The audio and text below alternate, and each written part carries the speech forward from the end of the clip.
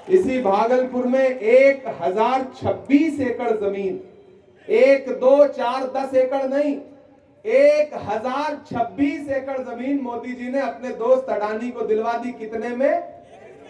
1 रुपया में। अरे 1 रुपए में तो न चाय आती है न जहर आता है, लेकिन 1 रुपए में 1026 एकड़ जमीन किसको दिलवा दी? दोस्त को। तब इमरान ये पंक्तियां पढ़ता है कि चाय बेचने वाला पूरा भारत बेच रहा है, इसी काम में हासिल उसे महारत बेच रहा है, कि रेल बिक गई, तेल बिक गया, बिका हवाई अड्डा। सही बोल रहा हूं कि नहीं बोल रहा हूं? सही बोल रहा हूं कि नहीं बोल रहा हूं? कि रेल बिक गई, तेल बिक गया, बिका हवाई अड्डा, सब कुछ बिकता देख के खुश हैं अपने जेपी नड्डा। क्या जनता महंगाई की मारी करती हाहाकार, कहां सोया है चौकीदार, कहां सोया है चौकीदार। और अगली लाइन पे यहां से वहां तक तालियां बजेंगी, मुझे पता है कि अब बिहार में बन जाएगी तेजस्वी सरकार, कहां सोया है चौकीदार, कहां सोया है चौकीदार। उठाइए अपना एक एक हाथ, दिलाइए मुझे भरोसा कि 11 तारीख को एक एक वोट लेकर के जाएंगे, हाथ छाप का बटन दबाएंगे, बस एक नारा लगाएंगे, चुपचाप चुपचाप चुपचाप चुपचाप। अजीत भाई, एक शिकायत और एक वादा दोनों आपसे करना भी चाहता हूं, लेना भी चाहता हूं। 14 तारीख को रिजल्ट आएगा, उसके बाद आप जीत के असेंबली पहुंचेंगे, सरकार बनेगी, ताकतवर मंत्री बन के वापस लौटेंगे। उसके बाद इसी मैदान में जीत के जश्न का एक प्रोग्राम करिए रात का। मैं आऊंगा, पूरे भागलपुर को मुझे जी भर के शायरी सुनानी है उस दिन। शुक्रिया।